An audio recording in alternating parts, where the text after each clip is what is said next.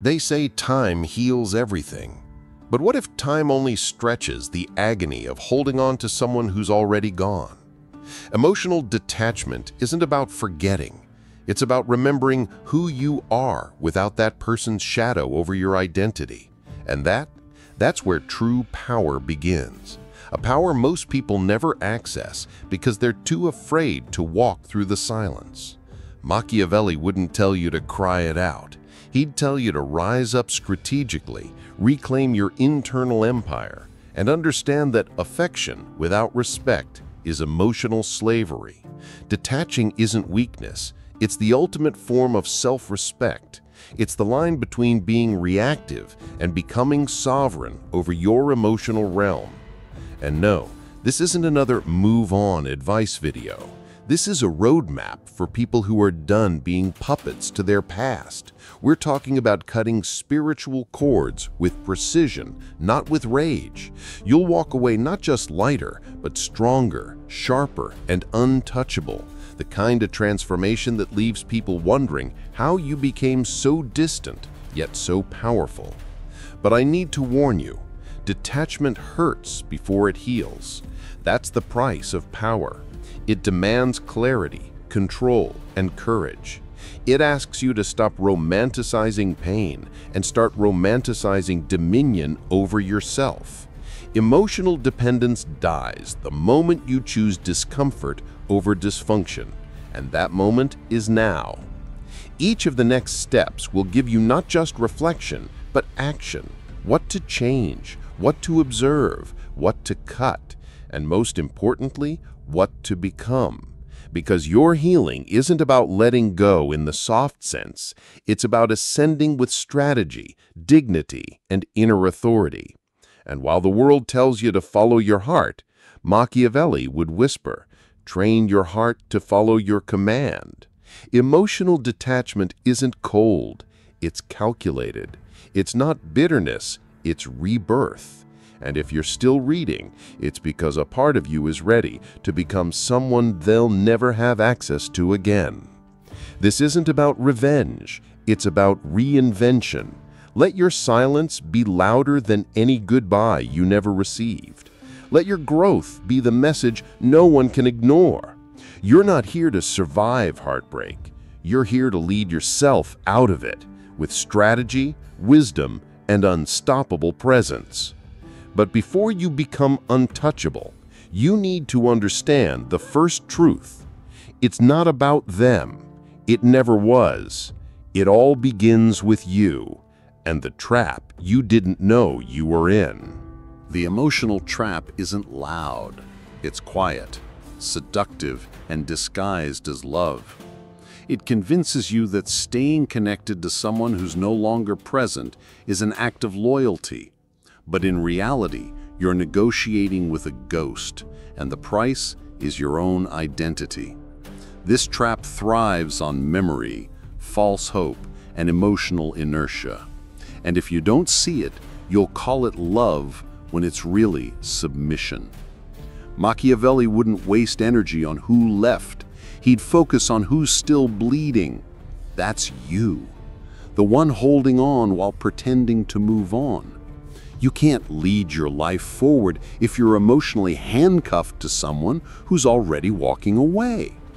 Power begins the moment you stop justifying your emotional imprisonment. You don't owe suffering to anyone. The trap deepens when you confuse intensity with intimacy. Just because someone made your heart race doesn't mean they deserved a throne in your mind. Many confuse obsession for love, and Machiavelli knew obsession is the tool of the emotionally dominated. The more you chase meaning in what hurt you, the more it owns you. You think you're remembering love, you're actually rehearsing pain. Here's the strategy. Don't fight the feelings, study them. Observe how your own mind turns memories into weapons. Notice which songs, smells, or places keep reopening wounds. That's not nostalgia, it's emotional manipulation your own subconscious is playing on you. Detachment begins when you stop feeding the loop, when you silence the rituals that keep their presence alive. Take action. Archive old photos. Stop stalking. Burn the letters you never sent. Replace rituals of remembrance with rituals of restoration. Read Marcus Aurelius. Journal your thoughts. Train your body. Give your nervous system a new rhythm, not just your mind. This is about leadership over yourself. If you don't command your focus, someone else will. This trap thrives on your silence, but the wrong kind. The silence where you suffer and say nothing. What you need is strategic silence, the kind that doesn't seek closure but builds new boundaries. Machiavelli would remind you, don't explain, don't argue, just become untouchable. Sometimes the most powerful message is your absence. People don't realize that healing isn't loud. It's subtle. It happens when you stop trying to prove your worth to someone who already decided to ignore it. You reclaim your value not by begging to be chosen, but by choosing yourself so radically they no longer recognize you. Your evolution becomes the message they can't respond to. But before you can step fully into that silence, you must escape the cycle that feeds it. And that leads us to the second layer of this process, the cycle of emotional dependence that makes leaving feel impossible. The dependency cycle. Dependency doesn't begin with weakness. It begins with patterns. You got used to the dopamine hit of their attention, the illusion of safety in their presence. You weren't addicted to the person. You were addicted to the version of yourself that felt seen. That's what makes detachment so brutal. You're not just letting go of them. You're letting go of who you thought you were with them. Machiavelli would call this a loss of sovereignty. The moment someone else becomes the source of your emotional balance, you're no longer in command of your own empire. They don't need to control you. You've already outsourced your control by anchoring your worth in their behavior. And once you do that, love turns into a leash. This cycle is self-sustaining. You feel neglected, then desperate, then validated by a crumb of attention, and you repeat. It's emotional gambling. One message, one call, one like, and suddenly your dignity is back on the table. But here's the truth. If someone can make you feel powerful and worthless in the same week, it's not love, it's control. To break the cycle, you must first break the illusion. No one completes you. That's a dangerous myth. You're not half a person looking for your other half. You're a whole being who forgot how to stand alone. Reclaiming your emotional independence isn't about becoming cold. It's about becoming unshakable. That's where real influence begins. Take inventory of your habits.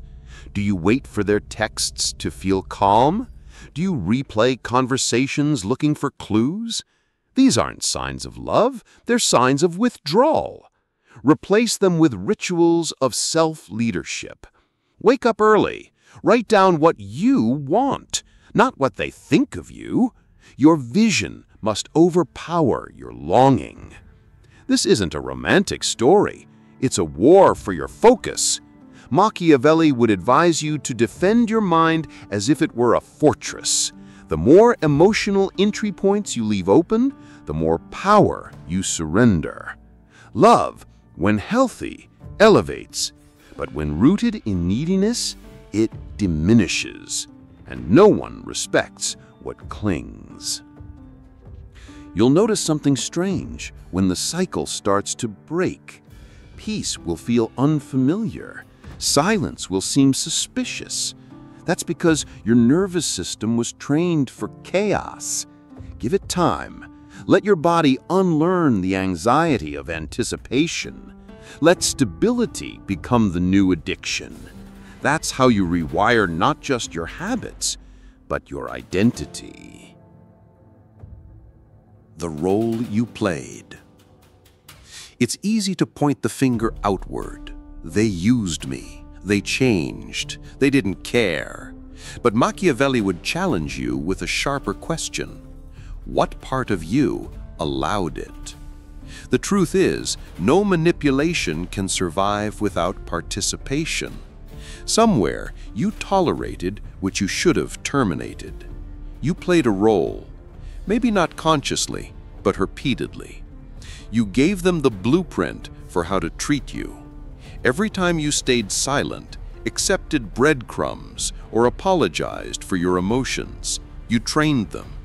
And worse, you trained yourself to believe that's all you deserved. Emotional imprisonment is rarely built by one person. It's co-authored, one excuse at a time. Awareness doesn't make you guilty, it makes you powerful. This is where people either evolve or repeat. If you don't own your role, you'll just swap one toxic connection for another. Different face, same patterns. The characters change, but the story stays the same. Detachment isn't just about walking away. It's about rewiring the parts of you that were addicted to being chosen over being respected. You have to stop auditioning for affection. Stop shrinking to fit someone else's comfort zone. Stop mistaking sacrifice for strategy. Your value isn't determined by how much you endure. It's defined by what you no longer tolerate. And that begins with this question. What version of myself allowed this dynamic to survive for so long? Use this moment to conduct an emotional audit. Where did you abandon yourself to keep the peace? When did you say yes with your mouth, but no in your heart? What did you accept, not because you agreed, but because you were afraid to lose someone? These aren't just questions, they're mirrors, and they reflect the cost of not leading yourself. Machiavelli would advise self-responsibility not as guilt, but as a weapon of clarity. Once you see your part, no one can use it against you again. You become the strategist of your own psychology, the ruler of your own decisions, not flawless, but no longer blind. And that shift alone can sever decades of emotional manipulation. This isn't about blaming yourself. It's about upgrading yourself. You weren't weak, you were uninformed. But now that you know, you can rebuild. Stronger boundaries, sharper discernment, louder intuition. This is how you turn your past into a compass, not a chain. Self-awareness is the currency of freedom. Still, even awareness can't protect you from the invisible danger that comes next, the illusion of closure that keeps people emotionally trapped for years. The closure illusion is one of the most seductive lies in emotional recovery. People wait for it like a final scene in a movie, as if one last conversation will magically stitch their wounds. But Machiavelli would scoff at the idea of seeking permission to move on. Waiting for closure is just another form of dependency, dressed up in false hope and emotional etiquette. Here's the hard truth. You're not waiting for closure. You're waiting to be validated. You want them to say, "You mattered." But if they had the capacity to give you that truth, they wouldn't have left you needing it. Closure is rarely given by those who hurt you. And when it is, it's often a manipulation in disguise, a way to keep you emotionally tethered while they stay free. The illusion of closure feeds the fantasy that you're still connected. One text, one coffee, one late-night phone call, and suddenly all your progress dissolves. They say something vague like, "I never meant to hurt you," and your mind rewrites the narrative. But those words don't close the book. They reopen the wound, because closure isn't a conversation, it's a decision. You don't need their explanation. You need your own revolution. Your ability to detach doesn't depend on their apology, it depends on your clarity. The moment you stop needing a clean ending is the moment you reclaim your emotional independence. Closure is what you build when you decide to stop waiting and start walking. Take back the narrative. Write your own final page. You can do this in a journal, a voice memo, or even in silence. Say what you needed to say, not to them, but to yourself. This isn't about revenge or pretending it didn't hurt. It's about removing the weight of their silence from your chest. That's not selfish, it's survival. Machiavelli would remind you, closure is for the weak if it depends on others. The strong create it on their own terms. In politics and in love, the one who holds emotional leverage controls the tempo.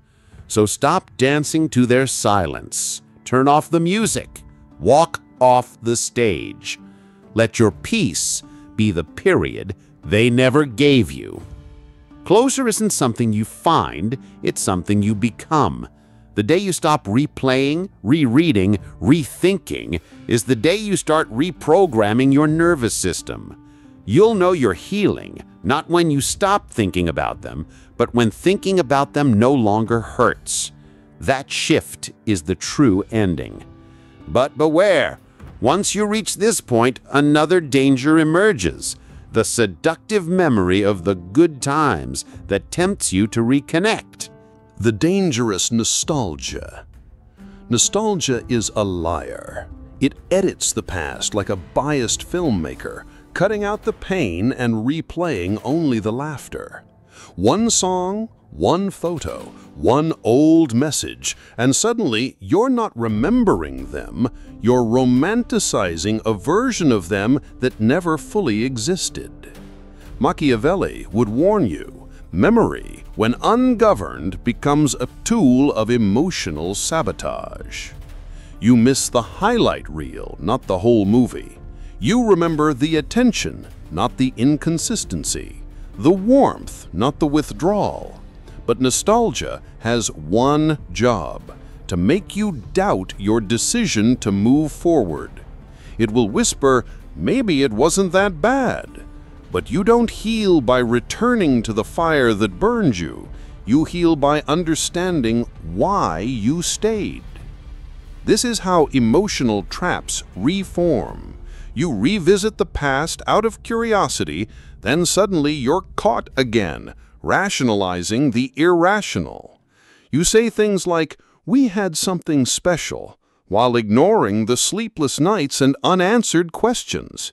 That's not love, that's selective memory.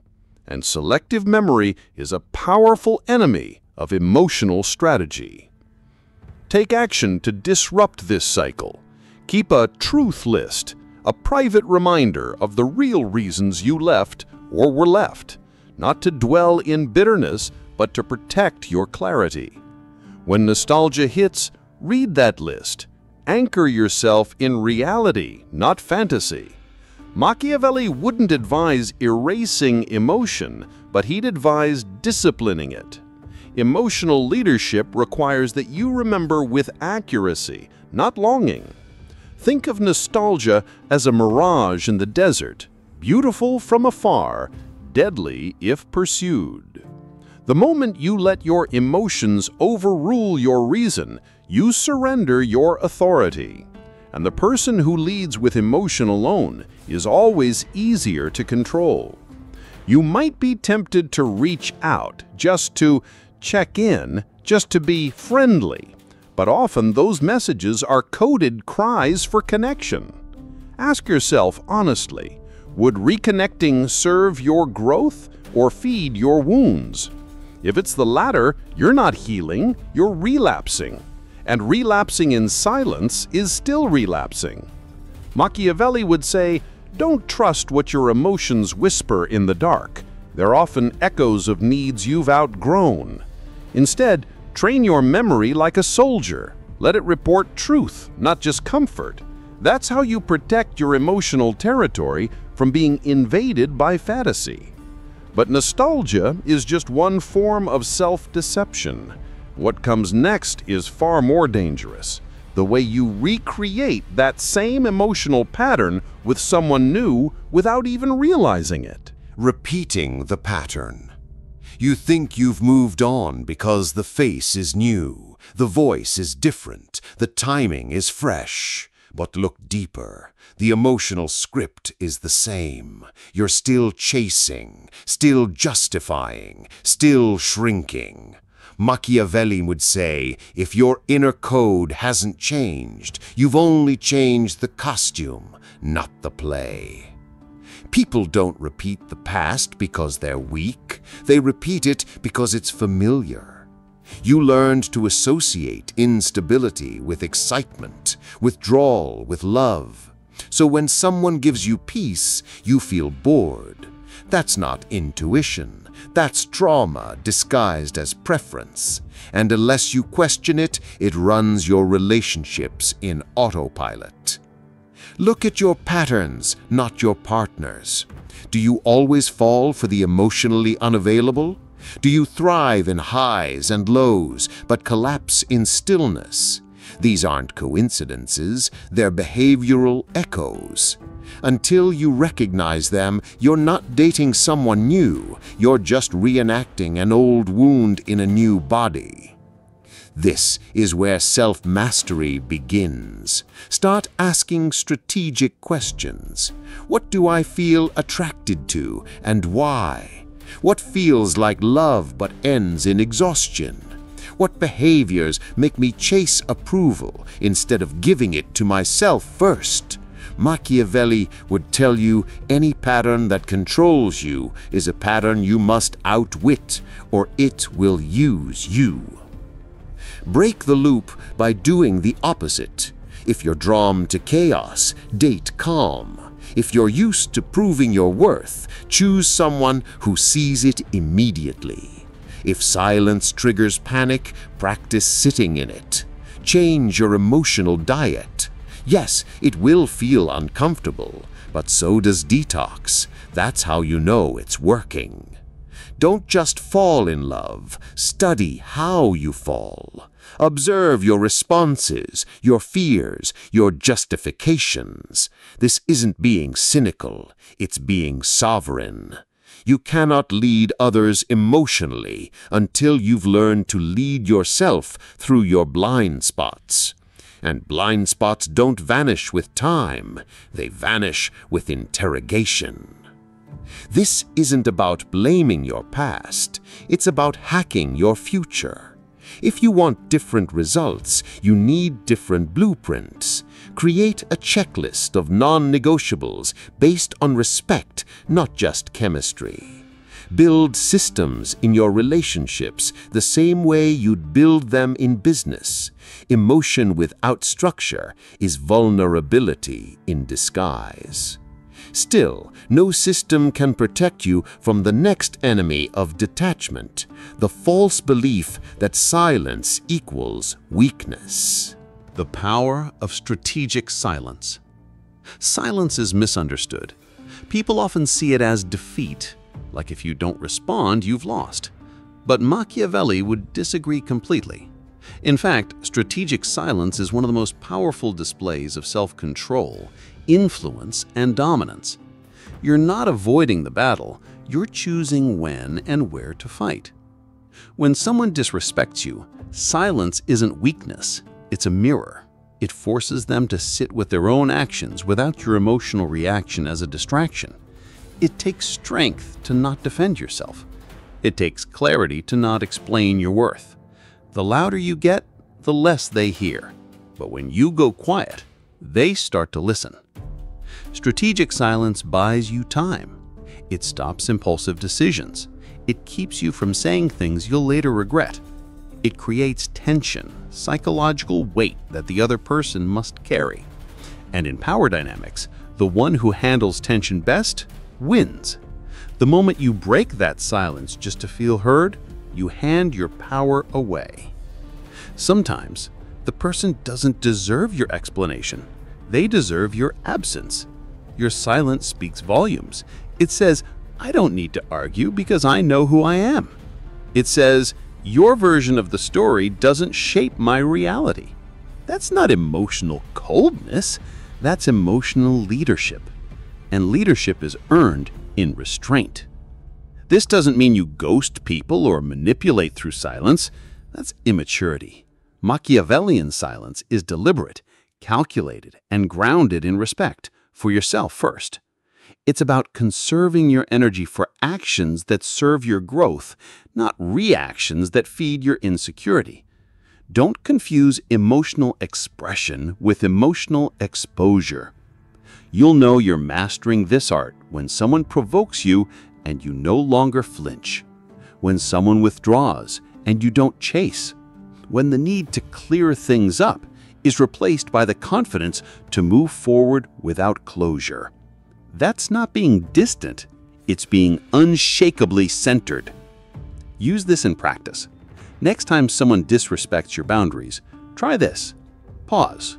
Don't reply instantly. Reflect, write it down, wait a full day. You'll notice how much stronger your mind feels. You'll realize you never needed the last word. You needed the last decision. But what happens when silence doesn't bring clarity, but brings their return instead? That's when you face the next trap, the emotional re-entry disguised as change. When they come back, changed. They always come back, but rarely transformed. They say they've changed, they speak softer, look sadder, and suddenly remember every detail they once ignored.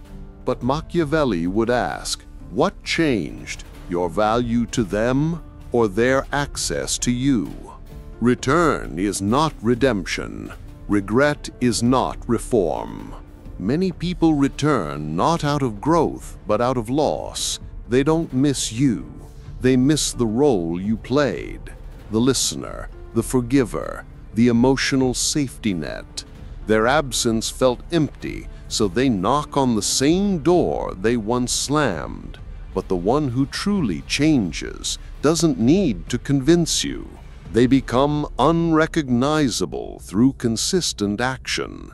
Watch closely. Has their apology been paired with accountability? Have their patterns shifted, or just their tone? Are they rebuilding with humility or seducing with nostalgia?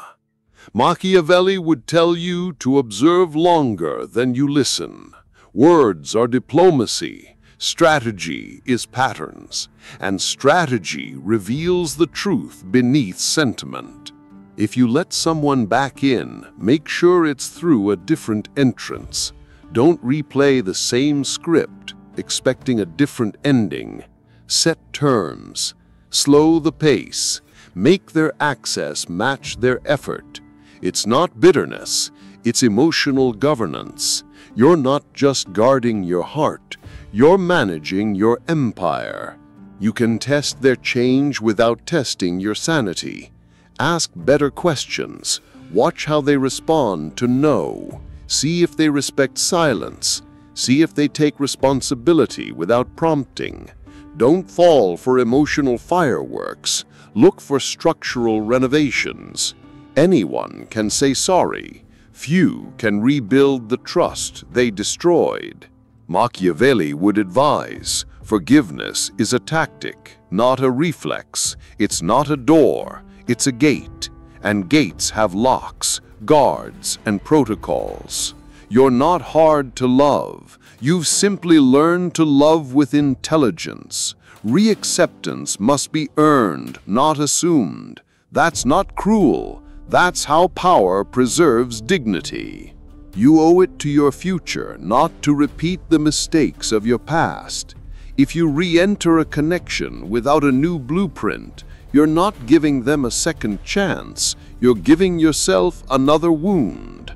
Stop measuring change by their promises. Start measuring it by your peace in their presence. Still, even if they don't return, another challenge waits in the shadows. The internal voice that tries to shame you for moving on and finally feeling free. Guilt for moving on. Freedom has a price most people don't expect: guilt.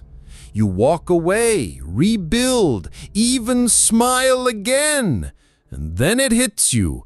Maybe I left too soon. Maybe there's suffering. But Machiavelli would interrupt that guilt with a cold truth. You don't owe your past self a lifetime sentence. Survival isn't betrayal, it's wisdom. That inner voice that makes you feel selfish, it's not your conscience, it's your conditioning. You were taught to equate loyalty with endurance, to stay, to fix, to suffer as proof of love. But what if the bravest thing you ever did wasn't holding on, but finally letting go? What if freedom is the highest form of self-respect? People will shame what they don't understand. You changed, you're colder, you gave up. But most of them never saw the private moments, the silent tears, the mental wars, the internal breaking points.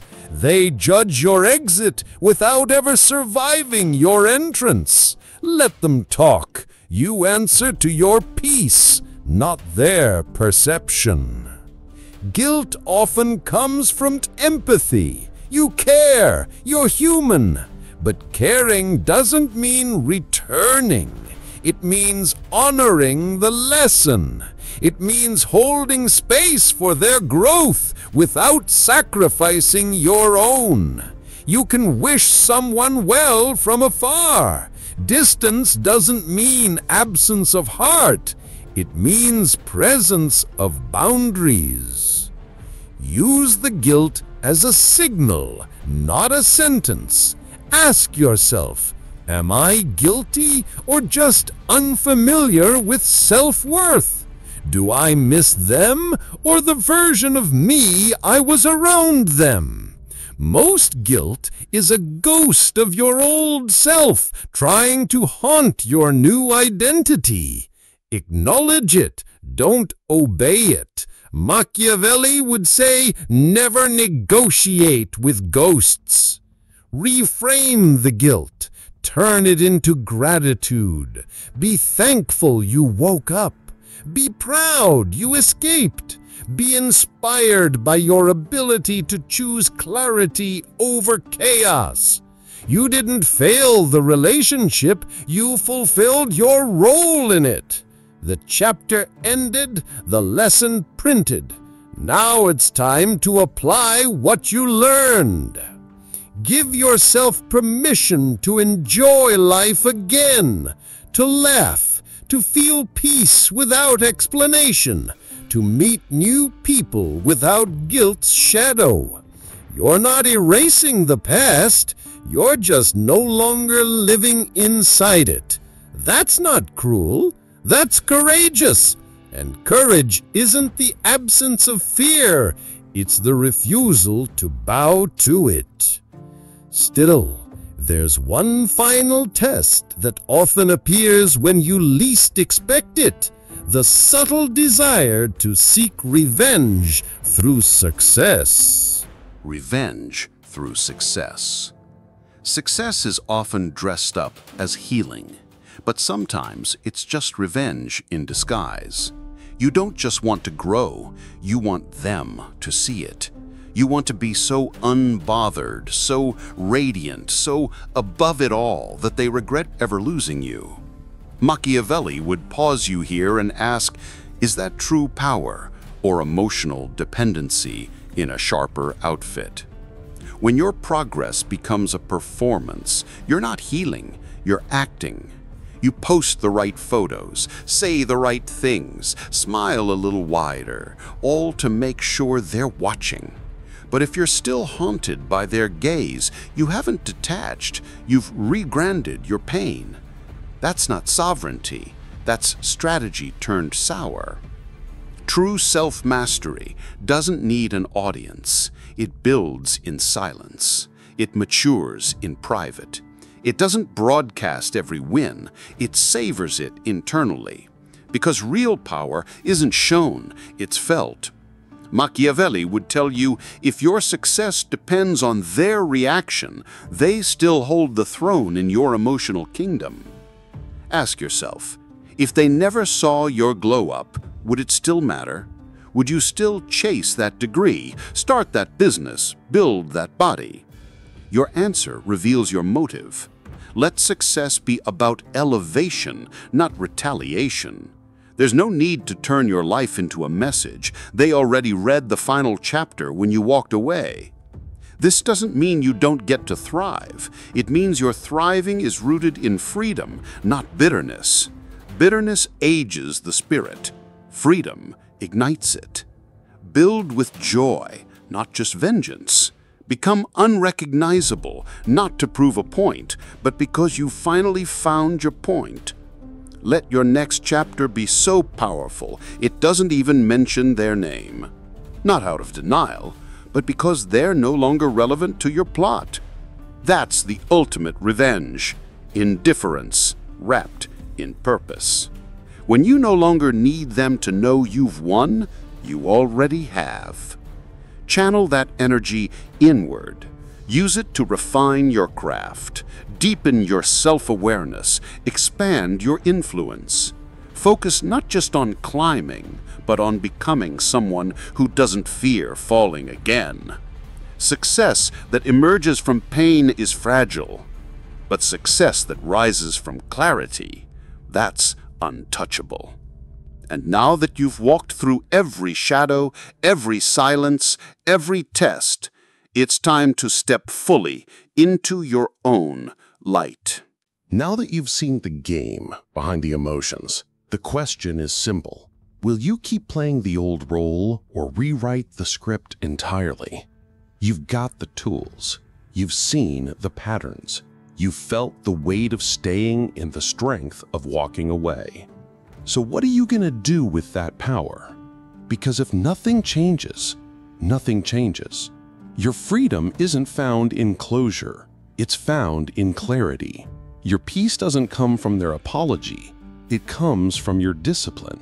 So ask yourself, are you building your future or still renovating a relationship that collapsed for a reason? Let go of the fantasy version of what could have been. Start honoring the reality of who you're becoming. Detachment is not about rejecting love. It's about refusing to be ruled by it. From now on, every connection should add to your value, not drain it. What truth hit you the hardest in this video? Which part made you stop and say, this is exactly what I needed to hear? Let it out in the comments. Someone else may need your insight as much as you needed this message. And if you're serious about leveling up your self-mastery, you already know what to do. Tap that subscribe button, activate the notifications, and join this movement of high-level minds who are done begging for respect and ready to command it. Every week, you'll get more strategies like this. No fluff, no sugarcoating, just raw truth, power, and real transformation. And if this video sparked something deep in you, you can't afford to stop here. Watch the video that's now appearing on your screen and also linked below. It goes even further into the mindset shifts that will make you emotionally invincible. Don't just heal, evolve. This isn't the end, it's the beginning. Because the moment you detach from what drains you is the moment you become dangerous to anything that tried to control you.